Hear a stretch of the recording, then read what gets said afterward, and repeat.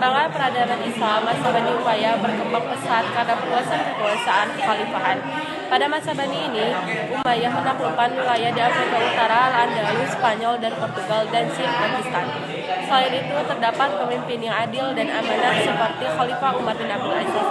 Namun, masa ini juga diwarnai perpecahan umat Islam karena adanya penindasan oleh Bani Umayyah pada lawan politiknya pendukung Husain bin Ali dan Abdullah bin Zubair, serta adanya diskriminasi terhadap kalangan Islam yang bukan Arab. Perkembangan ilmu pengetahuan. Di masa kekhalifahan Umayyah, keluarga khalifah dan pemerintahannya menaruh perhatian besar terhadap ilmu pengetahuan. Sejumlah bidang ilmu berkembang pesat, seperti seni rupa yang dibuktikan dengan pahatan-pahatan, seni ukir, dan lukisan kaligrafi dari masa tersebut. Selain itu, bidang arsitektur juga berkembang dengan dibangunnya Kubah Al-Aqsa di Baitul Madiyah di masa pemerintahan Abdul Malik bin Marwan. Dalam uraian perkembangan ilmu pengetahuan di masa dinasti Umayyah yang dibuat di Buletin Ilmiah Al-Turas, Nur Hasan menuliskan sejumlah bidang ilmu pengetahuan yang berkembang pesat, yaitu meliputi ilmu-ilmu agama, bahasa, sejarah, geografi, filsafat, astronomi, matematika, fisika, dan ilmu pengetahuan alam lainnya. Berikut penjelasan atas berkembangnya ilmu-ilmu pengetahuan pada masa kekhalifahan Umayyah. A. Ilmu agama seperti Al-Quran, hadis, dan fikih. Proses pembukuan hadis terjadi pada masa Khalifah Umar ibnu Abdul Aziz. Sejak saat itulah hadis mengalami perkembangan pesat. B. Ilmu sejarah dan geografi, yaitu segala ilmu yang membahas tentang perjalanan hidup, kisah, dan riwayat. Ubaid ibnu Syariah al-Jurhumi berhasil menulis berbagai peristiwa sejarah. C. Ilmu pengetahuan bidang bahasa, yaitu segala ilmu yang mempelajari bahasa, nahwu, shorof, dan lain-lain. D. Bidang filsafat, yaitu segala ilmu yang pada umumnya berasal dari bangsa asing, seperti ilmu mantik, kimia, astronomi, ilmu hitung, dan ilmu yang berhubungan dengan itu, serta ilmu kedokteran. Perekonomian pada masa Bani Umayyah. Pada masa dinasti Bani Umayyah, Khalifah Umar bin Abdul Aziz berhasil menerapkan konsep welfare state, yaitu negara yang sejahtera. Umar memiliki kebijakan baru untuk merubah taraf hidup masyarakat. Salah satu buktinya yaitu tidak ditemukan seorang pun yang dapat menerima zakat karena seluruh masyarakat berkecukupan. Umar juga menerapkan kebijakan pengelolaan lahan mati, memberikan konsep penyuburan tanah hingga penanaman pohon, mendirikan bangunan dan konsep kerjasama. Sedangkan runtuhnya Bani Umayyah berlangsung pada masa Abu Malik bin Marwan, terjadi pemberontakan dan runtuhnya dinasti Bani Umayyah.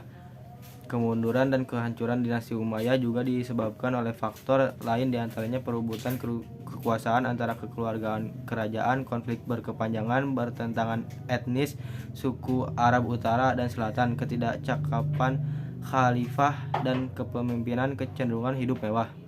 Dinasti Bani Umayyah mencapai masa keemasan ketika dipimpin oleh Khalifah Al-Walid I atau Al-Walid bin Abdul Malik yang memerintah antara 705 sampai 715.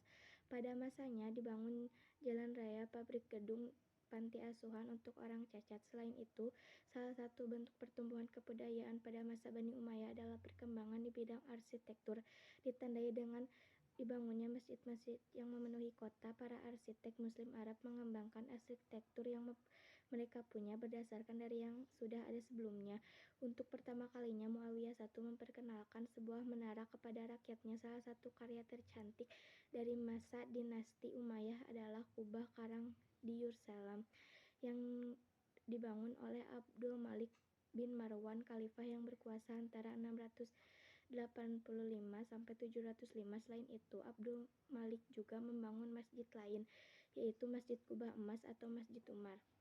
Perkembangan pendidikan Islam pada masa dinasti Umayyah. 1. Karakteristik pendidikan pada masa dinasti Umayyah. Ada beberapa karakteristik pendidikan pada masa dinasti Umayyah yang berbeda dengan masa Rasulullah dan Khalifah Ar-Rasyidin. Di antaranya adalah sebagai berikut. A. Bersifat Arab. Pendidikan pada masa dinasti Umayyah adalah bersifat Arab dan Islam tulen. Artinya terlibat dalam dunia pendidikan masih didominasi oleh orang-orang Arab, karena pada saat itu elemen-elemen Islam yang baru belum begitu tercampur. Hal ini disebabkan pada saat ini unsur Arab memberi arah pemerintahan secara politik, agama, dan budaya. Berusaha meneguhkan dasar-dasar agama Islam yang baru muncul. Sangat wajar kalau pendidikan Islam pada periode awal berusaha untuk menyiarkan Islam dan ajaran-ajarannya. Itulah sebabnya pada periode ini banyak dilakukan penaklukan wilayah dalam rangka menyiarkan.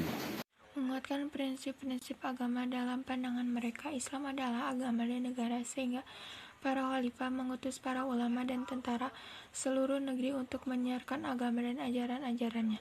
Prioritas pada ilmu nakliyah dan bahasa pada periode ini, pendidikan Islam memberi prioritas pada ilmu-ilmu nakliyah dan bahasa pada aspek budaya. Pendidikan ini sejalan dengan ciri pertama, bahwa pendidikan pada masa ini bercorak Arab dan Islam tulen, yang bertujuan untuk mengukuhkan dasar-dasar agama, menunjukkan perhatian pada bahan tertulis sebagai bahan komunikasi.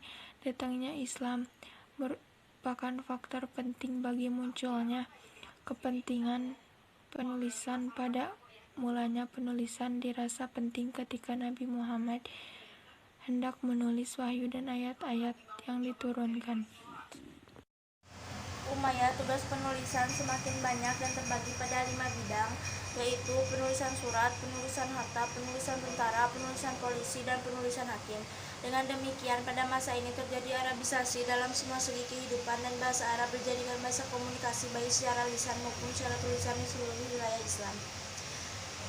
Membuka pengajaran bahasa-bahasa asing. Keperluan untuk mempelajari bahasa-bahasa asing dirasa sangat perlu semenjak kemunculan Islam yang pertama kali, walaupun hanya dalam ruang lingkup yang terbatas. Keperluan ini semakin dirasa penting ketika Islam dipegang oleh dinasti Umayyah, di mana wilayah Islam sudah semakin meluas sampai ke Afrika Utara dan Cina, serta negeri-negeri lainnya yang bahasa mereka bukanlah bahasa Arab. Dengan demikian, pengajaran bahasa asing menjadi suatu keharusan bagi pendidikan Islam masa itu, bahkan sejak munculnya Islam pertama kali. Menggunakan surau, kutab, dan masjid. Di antara jasa besar dinasti Umayyah dalam perkembangan ilmu pengetahuan adalah menjadikan masjid sebagai pusat aktivitas ilmiah. Pada masa ini pula pendirian masjid banyak dilakukan, terutama di daerah-daerah yang baru ditaklukkan. Pada masa ini pula didirikan Masjid Zaituna di Tunisia, yang dianggap sebagai universitas tertua di dunia yang masih hidup sampai sekarang, yang didirikan oleh Uqbah bin Nafi yang menaklukkan Afrika Utara pada tahun 500 A.